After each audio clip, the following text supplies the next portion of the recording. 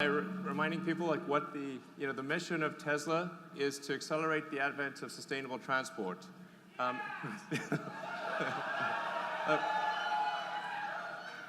I think you guys know, it's incredibly important that we move to a sustainable world sooner rather than later. The sooner we do it, the better it is, and and it's important to show that. That any type of car can go electric. We showed that you could make a compelling sports car with the Roadster, and that could go electric. And we showed that you could do it with a sedan, and now we're going to show that you can do it with an SUV.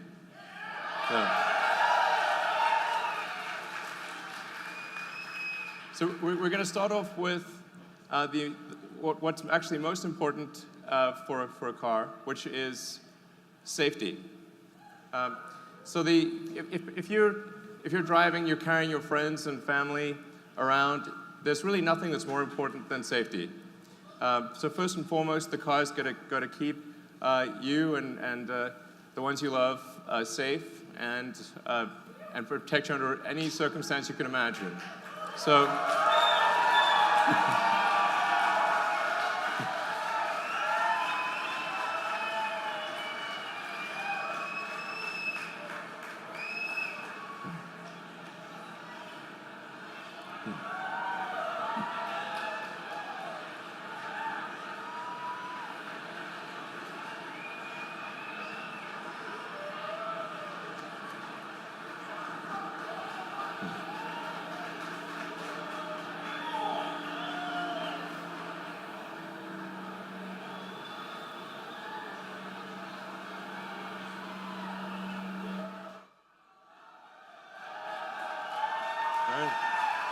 Thank you.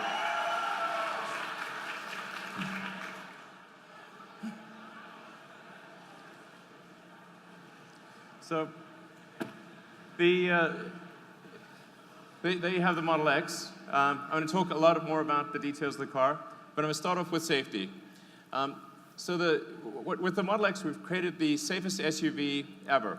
It's the first SUV that's 5 stars in every category.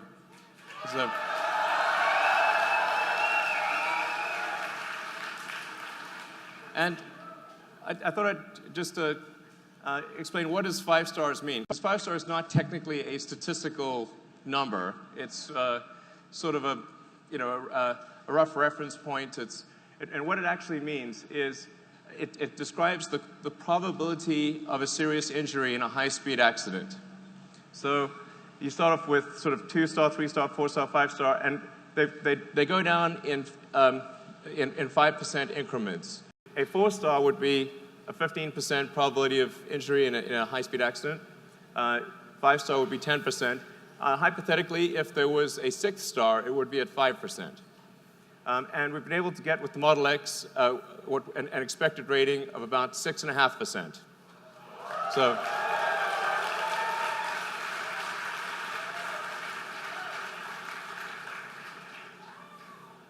And so let me explain how we get to such a low probability of injury. And it goes to the design of the car and the fundamental architecture. So starting off with the frontal, what happens in a frontal crash. This is where most injuries and deaths occurs in a frontal crash. And normally with a gasoline car, you've got a large steel engine block in front. And so in a high-speed impact, that engine block compresses into the passenger compartment and obviously causes damage to the people that are sitting there. With the Model X, there is no such thing. So we have a small electric motor that's down low by the battery pack. And the net effect is that you've got a much larger distance for the crumple zone. So it's really taking impact energy is about force over distance. And if you've got a longer distance, you can actually distribute that force over that longer distance and have a better deceleration and not impact the cabin. So in the case of the frontal zone, you've got something that's the equivalent of, like if you were to jump out of a tall building into a pool, it's the difference between jumping into a pool or a pool with a rock in it. So you don't want the pool with the rock in it. So then going on to a side impact, the Model S and the Model X are about half of the next best in the SUV class. So the X is so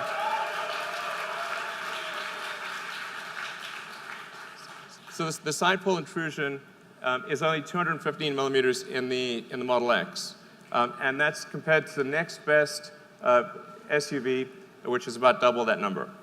And let's see what that looks like in pictures. So this is what it looks like with a side. This is the actual side pole test for the Model X compared to the next best SUV in the world. Yeah.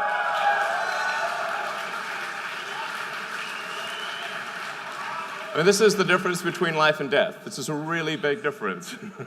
So, and then now let's look at the rollover numbers. So the Model X, because it has a low center of mass with the battery pack and the floor pan, has half the rollover propensity of any SUV or minivan. So the probability of a rollover injury is substantially reduced. And you can see this in the architecture. We start with the pack, and that pack provides a stiffening member for the whole car. It provides a very strong foundation for the whole car, lowering the center of mass, and serving as a load transfer medium to the rest of the vehicle. So whereas a gasoline car really just has thin corrugated sheet metal at the base and can't transfer the load in a side impact. So we'll just show you the rest of the car building up. You see the motors and the chassis. It gives you a sense for the core architecture of the car. Now, of course, the best protection is not to get into an accident at all. So the Model X comes standard with active safety, which includes automatic emergency braking and side collision avoidance. So the car will actually use the camera and the radar to automatically brake before there's an accident, and it will use the ultrasonic sensors around the side of the car to steer you away from a side collision. And these are active all the time, and it's just a standard feature in the car.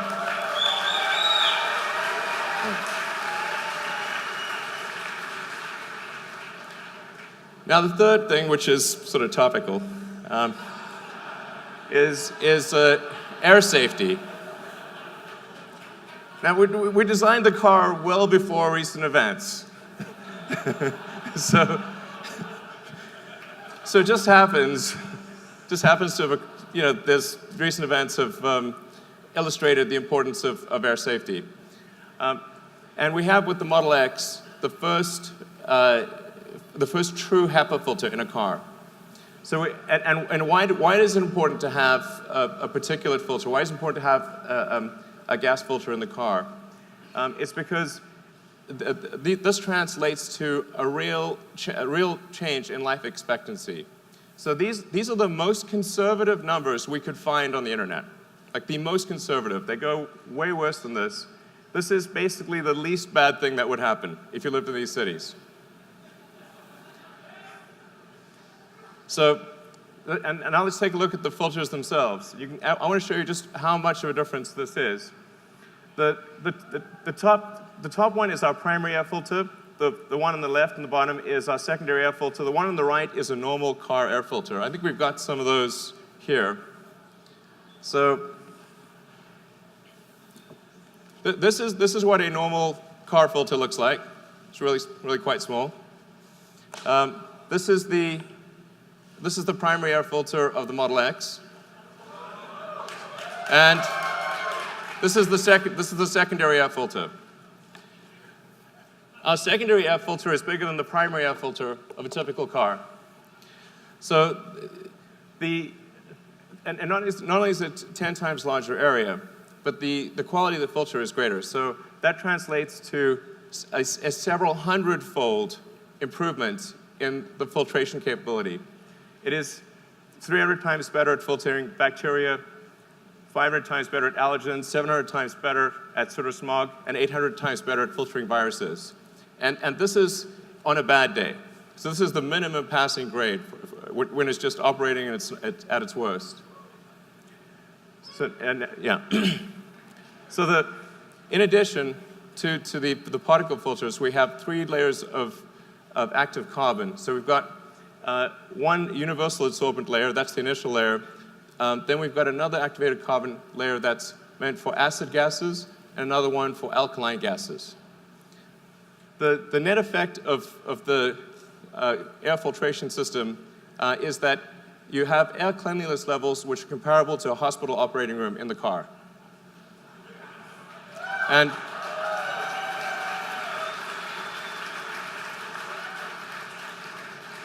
in fact, when the car is operating at its at maximum capability, so if you sort of press max capability in the car, we can't even detect any viruses or bacteria or spores. So it's like 0 come through. So if there's ever sort of a apocalyptic scenario of some kind, hypothetically, you just press the bioweapon defense mode button. This is a real button.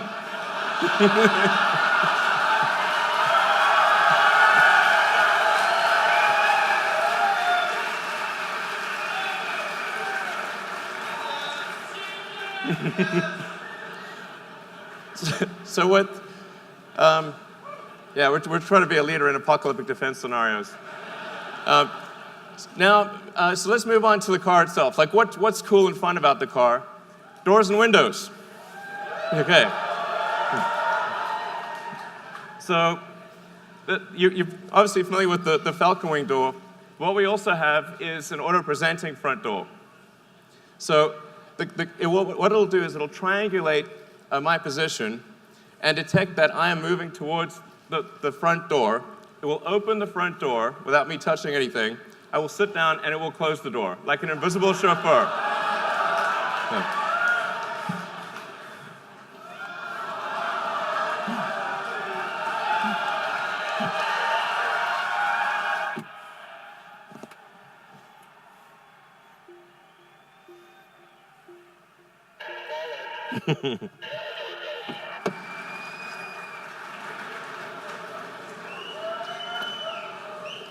And there are a few other features that are hard to demo in this exact scenario, but something that we worked very hard on is a windshield that's a panoramic windshield. So it comes up and over and feels like a helicopter cockpit when you're driving.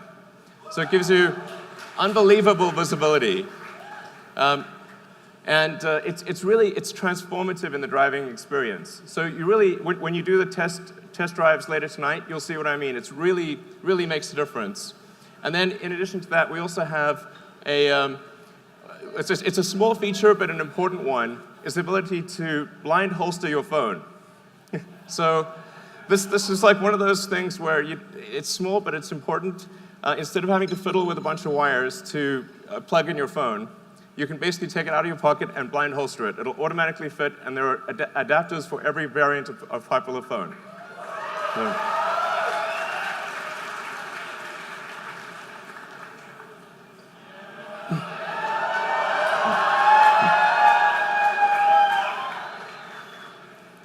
So, let's open these doors.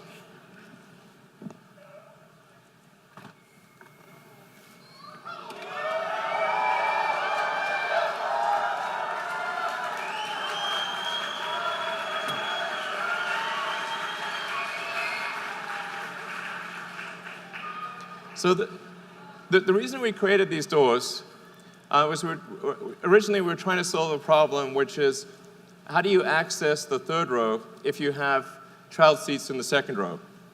And I encountered this problem when I first got a gasoline SUV, and I had twins, and once you put them in the second row, you couldn't access the third row. So we wanted to have an opening that was big enough so that you could do that. So you could have real utility of the third row, even if you have kid seats in the second row. So you basically just press the button, the seats will go forward, and I can step directly in. So.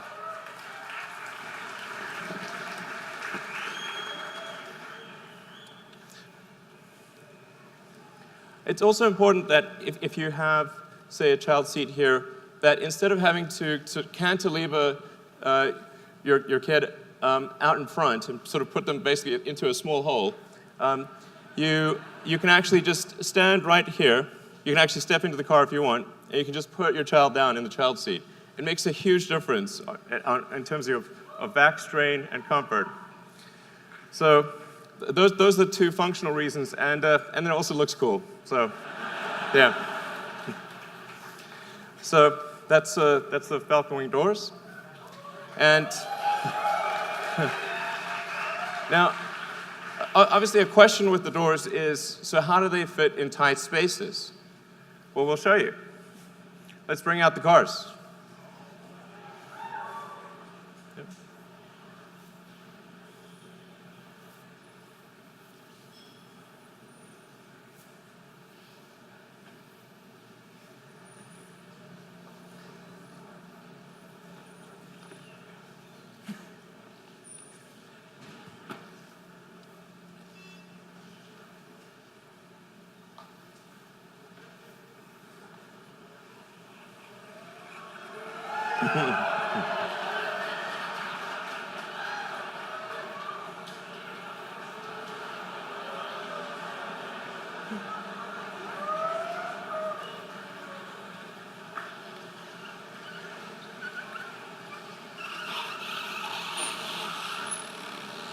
So the scenario we're going to show you here is if you've ever been in a parking lot and someone parked real close.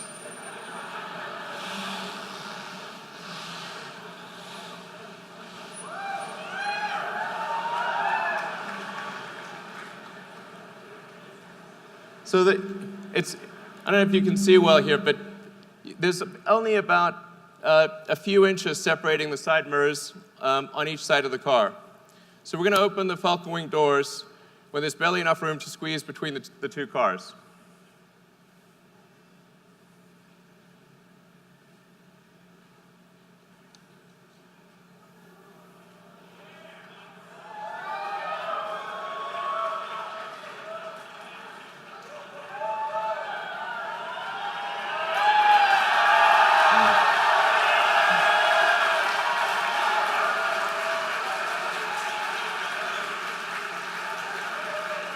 So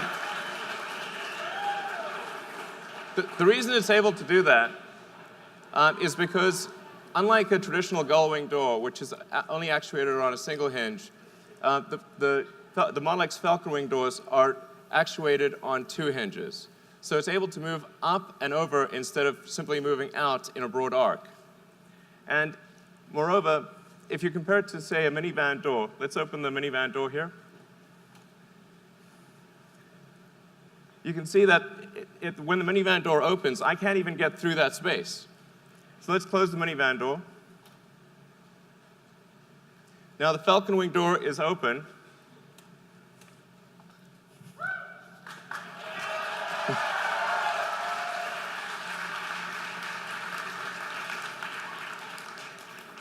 So our goal was to create an aperture that was more functional than a minivan door, and I think the team has succeeded. So I think it's the best aperture out there.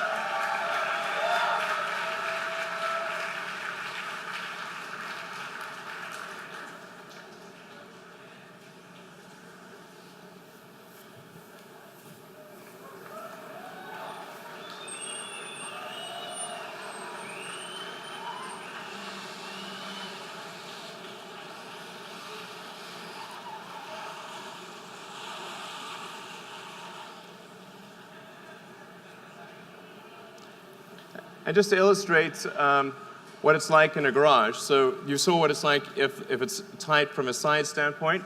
Well, what if you have a low garage? That's one of the most common questions I get about the Model X. The car actually automatically senses what the roof height is. So there are ultrasonic sensors in the roof of the car that calculate the roof height and automatically compute a new opening arc depending upon what the height of the ceiling is and what the side obstacles are.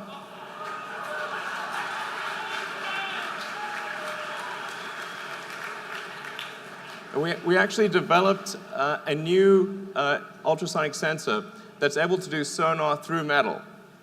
So in order to avoid having a puck, which is ordinarily needed for ultrasonic sensors, we thought the aesthetics of the puck would not be good because it would have to be in the center of the door. So we actually developed an ultrasonic sensor that can literally see through metal. All right. So let's maybe talk a bit more about the second row seats.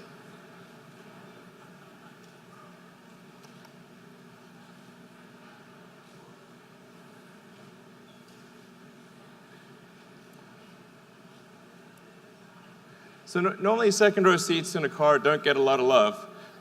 So let's show you what second row seats typically look like in a car. So that's sort of what second row seats normally look like. But particularly when you open something and it's silhouetted, as it does with the Falcon wing door, it tends to create a halo around the seat. So we put a lot of effort into creating a beautiful seat.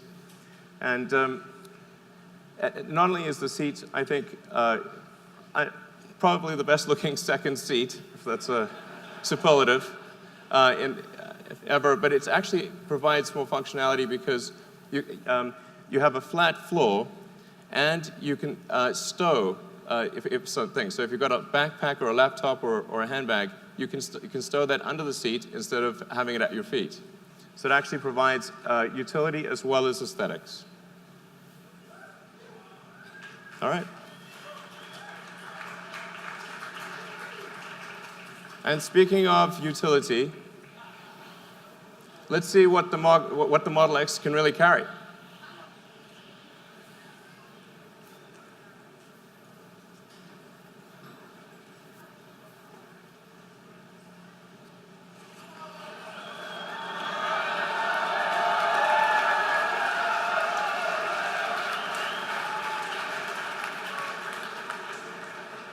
So the Model X is capable of towing 5,000 pounds.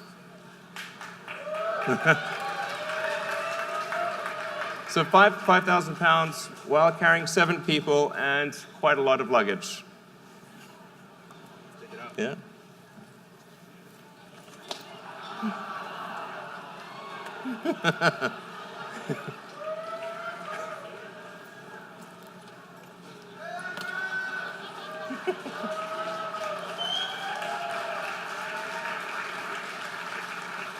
And of course, let's not forget about the front.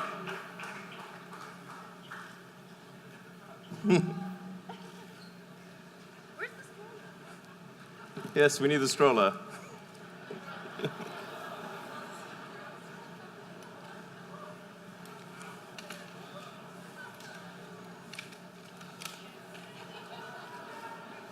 There we go. Do you want to put them in or do you want to carry them out? All right. All right.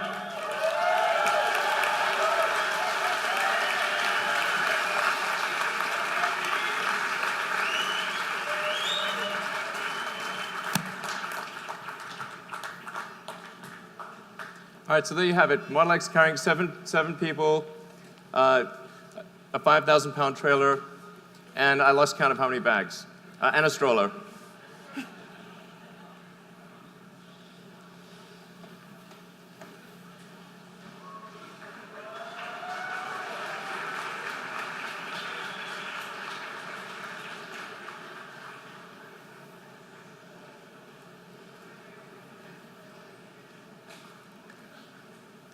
All right, so something that we developed for the Model X is, like, let's say you want to carry skis, bikes, and you want to do that quickly and easily.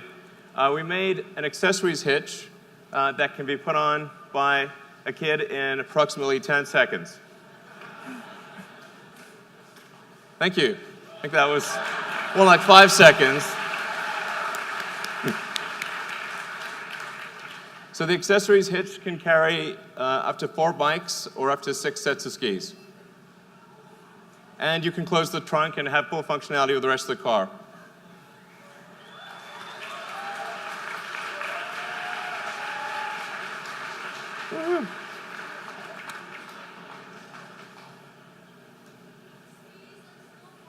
Skis and snowboards, indeed. And then the final element, of course, is performance.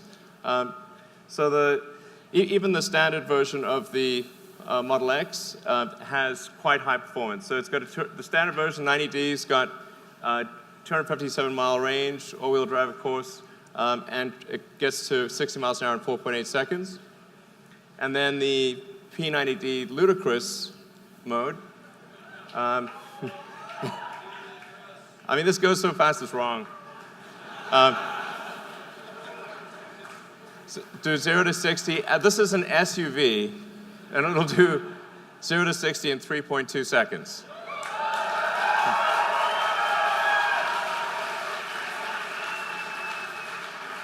All right. So with that, let's hand over the post-production cars. All right.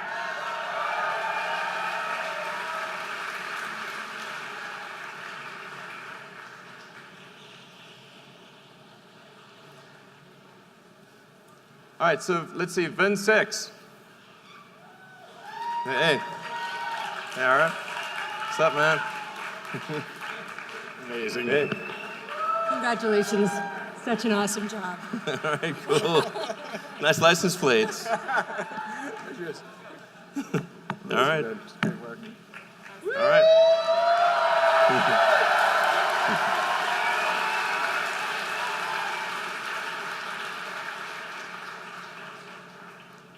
All right. It's VIN 5.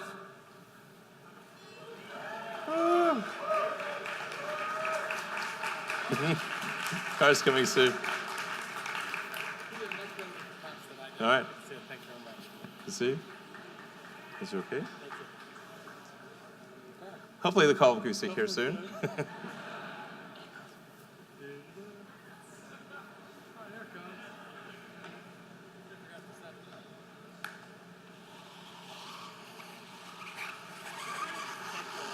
All right, thanks.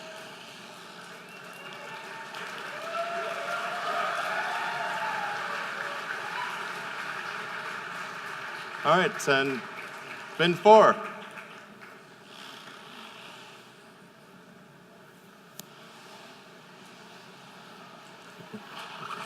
Standing for Sergey. All right.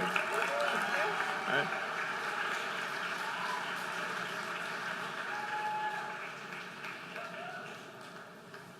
Oh, hang on, see. VIN 3.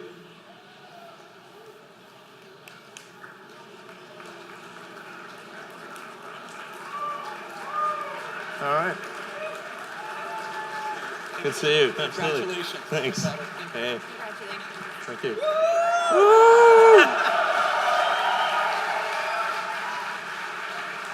All right, and VIN 2.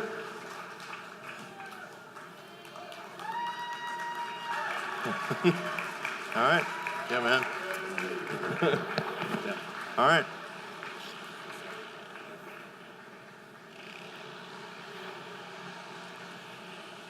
And then, let's see. Then the final one is my car, which is going to be up in a moment. And I will I'll leave my car on stage when it arrives, so that you can come and take a close look at it and pull around it and that kind of thing. And that's that. Really, I hope you have a great night. Enjoy the test drives. So